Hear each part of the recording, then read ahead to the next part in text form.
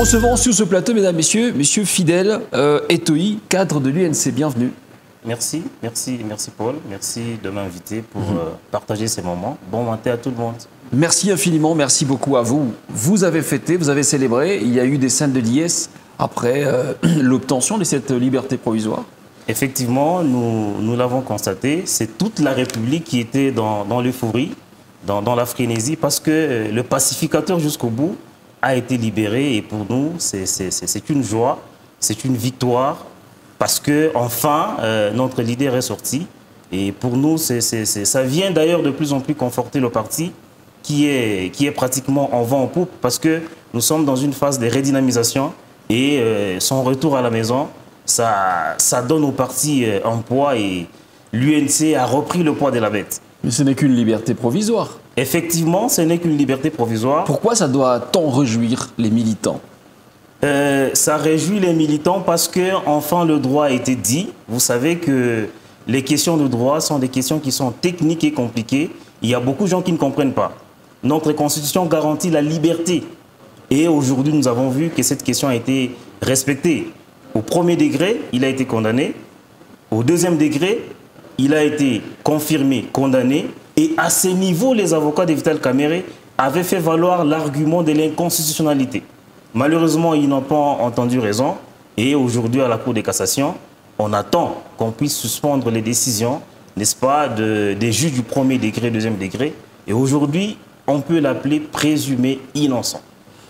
Présumé innocent, mais il a toujours clamé de temps en temps lorsqu'on l'écoutait. Mais pourquoi est-ce que toutes les autres fois, cette liberté provisoire, sans qu'on n'ait pas parlé de la liberté conditionnelle, ne lui avait pas été accordée si facilement? Ce n'est que maintenant, selon vous? Selon moi, ce qui compte pour nous à l'UNC, c'est ce qui s'est fait aujourd'hui, ce qui s'est passé au passé. Bon, je n'aimais pas un commentaire là-dessus. Nous avons fait pression, on a fait valoir nos arguments, mais aujourd'hui, enfin, la justice est revenue sur les bons sentiments et c'est une satisfaction. Mais il y a une autre opinion qui pense que c'est une justice politisée que de libérer Vital Kamerhe ou de lui accorder aujourd'hui une liberté conditionnelle. Non, ce n'est pas une justice politisée. Il faut dire sur ce plateau que nous sommes dans l'avènement d'un état de droit. Et dans un état de droit, on fait valoir le principe du droit. C'est la loi qui est l'épine dorsale de toute action gouvernementale. Et s'il faut rappeler, pour ceux qui lisent la Constitution, lorsque vous allez au premier degré, c'est ce qui s'est passé, il a été condamné. Lorsque vous allez au deuxième degré, c'est au niveau du cour d'appel, il a interjeté appel. C'est ce qu'on appelle en droit le principe de la double juridiction. Et aujourd'hui, nous sommes au niveau de la Cour de cassation. Toute la procédure a été respectée. Ce n'est pas, pas une décision politisée, mais tout simplement, on a reconnu qu'aujourd'hui, la Cour de cassation revient sur tout ce qui a été fait, et parce que cela doit recommencer à zéro, et aujourd'hui, on peut l'appeler présumé innocent au terme de l'article 17 de la Constitution qui garantit la liberté.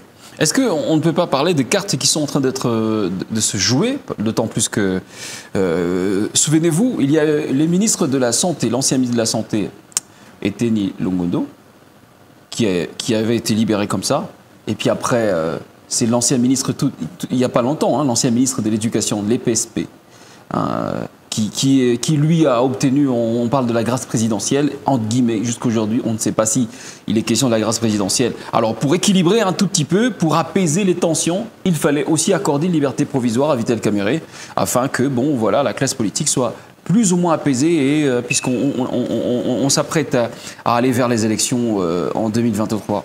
Est-ce que vous êtes dans cette perspective aussi? Non, nous ne sommes pas dans cette perspective. Il faut dire ici que l'arme du procès, c'est la preuve, c'est ça. Alors si, dans d'autres situations que vous venez d'évoquer, ils ont fait valoir leurs arguments, ils ont prouvé qu'ils pouvaient obtenir cette liberté, là, je ne fais pas un commentaire, mais pour le cas de Vital Kamerhe, là, tout le monde le sait, que durant tous les procès de 100 jours, nulle part où on a prouvé qu'il a détourné. Donc, l'arme du procès, comme je le dis, c'est la preuve, et aucune preuve n'a été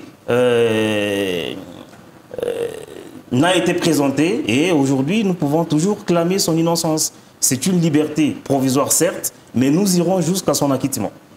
Est-ce que ça veut dire la même chose? Liberté provisoire, liberté conditionnelle, parce qu'on parle d'une somme de 500 000 $ américains qui devra être versée dans le trésor public pour que cette liberté provisoire soit confirmée.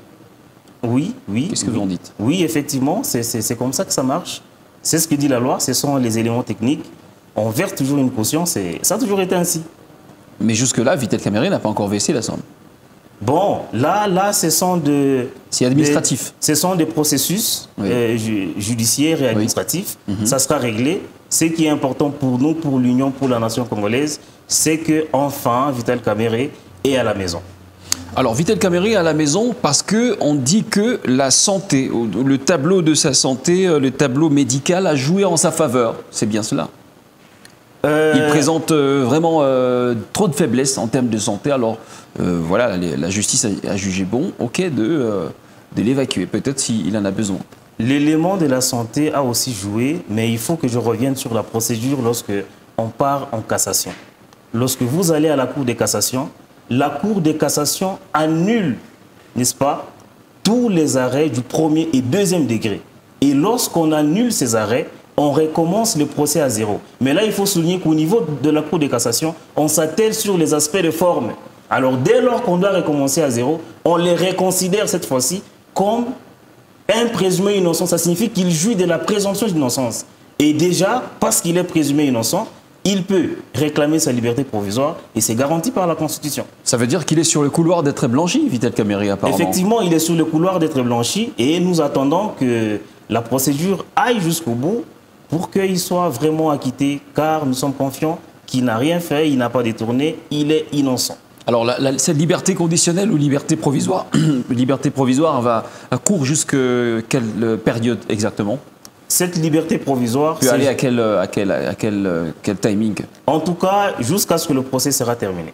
D'accord. Ouais. Ok, donc il a la liberté de mouvement. Il a la liberté de mouvement. La liberté de voyager. Effectivement, avec quelques restrictions. Là il faut interroger les restrictions du procureur. Est-ce que sa fuite est à craindre? Non, c'est même pour ça, ce sont les éléments. Vitel Kamerhe, c'est un responsable de ce pays. C'est un responsable. Je m'excuse. C'est un père de famille, c'est un responsable d'un parti politique ultra dominant en République démocratique du Congo. Ah, ultra dominant, j'aime bien ça. Ultra dominant. Oui, ultra dominant. Okay. Voilà. Donc, il ne peut pas fuir. Pourquoi il va aller? Il va laisser sa famille, il va laisser son parti. Il va un peu en exil pour sauver sa peau. Même pas. Pour sauver sa peau. Il ne peut pas aller en exil. C'est quelqu'un qui est déterminé à blanchir cette question-là, à faire valoir sa personnalité qui a été ternie par ce procès. Donc, c'est un homme qui tient à sa fierté et c'est un pacificateur, comme on l'a toujours appelé. Il aime toujours que les choses se passent par des voies judiciaires. Et vous avez vu, pendant tout le temps qu'il était en prison, il ne parlait pas. Aucun mot d'ordre. Aucun mot d'ordre. De l'autorité. Non, aucun mot d'ordre. Et il est respectueux. L'autorité morale. L'autorité morale, je vous ai dit la fois passée que c'est quelqu'un qui est respectueux des textes légaux et des lois et règlements en vigueur dans ce pays. Donc, il tient à respecter cet état de droit qu'il a lui-même milité pour qu'il soit instauré. Alors, Vitel Kamerhe, libéré aujourd'hui, à déjà l'année prochaine, nous sommes presque à la fin de l'année 2021. L'année 2022, c'est une année purement électorale. Ça veut dire que Vitel Kamerhe va aussi se préparer pour affronter ces élections. Effectivement, il se prépare, son parti se prépare.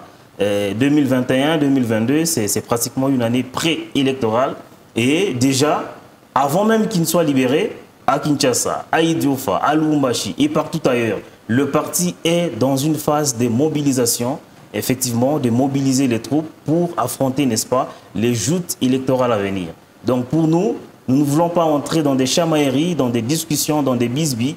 L'UNC est focus sur sa redynamisation parce que les élections, il faut travailler, il faut les préparer. Et l'UNC est en train de travailler.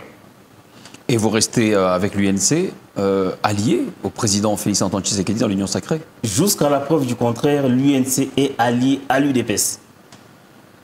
Donc, et membre de l'Union sacrée. Selon les ententes ou l'entente, les accords entre les deux personnages, comme vous le savez, Félix Tshisekedi avant les élections et Vital Kamerhe, par des partenaires vraiment de taille, on doit s'attendre à ce que Vital Kamerhe soit aussi candidat à la présidentielle en 2023.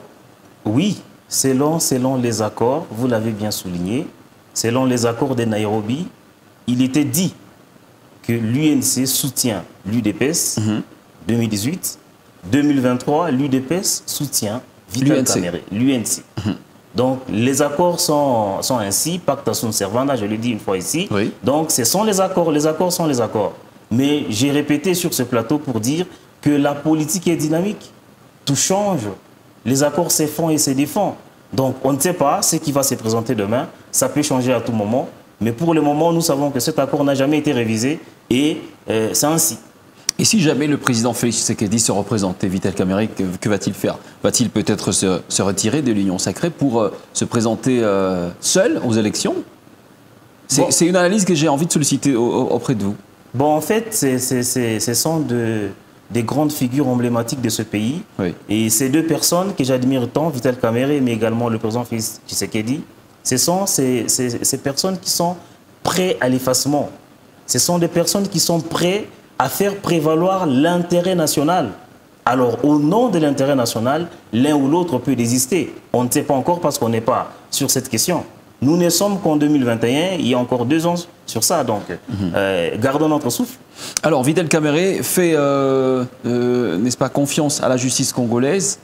Il accepte, aujourd'hui, il est en train de jouir de la liberté provisoire. Il a la liberté de mouvement, de voyager, avec un tout petit peu de restrictions. Est-ce que aujourd'hui, à l'UNC, vous êtes en train de bénéficier de cette vision du chef de l'État en parlant de la redynamisation de la justice?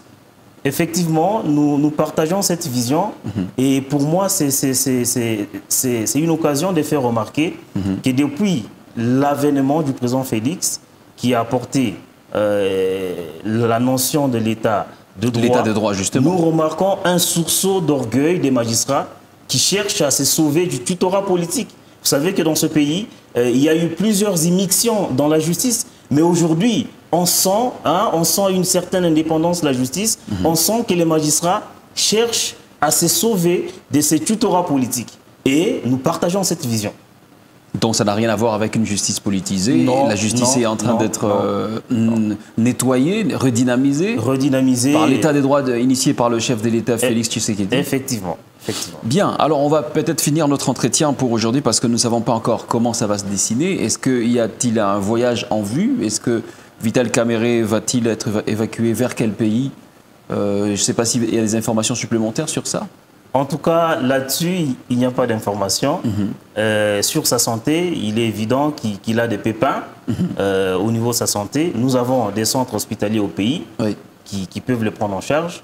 Ça dépendra du procureur. Mais tout ce temps, il était à l'hôpital quand même. Oui, évidemment. Il suivait des soins à l'hôpital. Il suivait des soins. Sous surveillance. Sous surveillance, bien sûr. Toujours respectueux de textes légaux. D'accord. Bien, merci infiniment, monsieur Fidèle Etoyi. Je pense que ça aura été tout peut-être pour aujourd'hui. En tout cas, merci infiniment et je serai heureux d'être toujours invité sur Bon Matin. D'accord. Bien. Fidèle Etoyi, cadre de l'UNC, était notre invité pour ce matin. Mesdames, Messieurs, nous poursuivons. Bon matin, à tout de suite.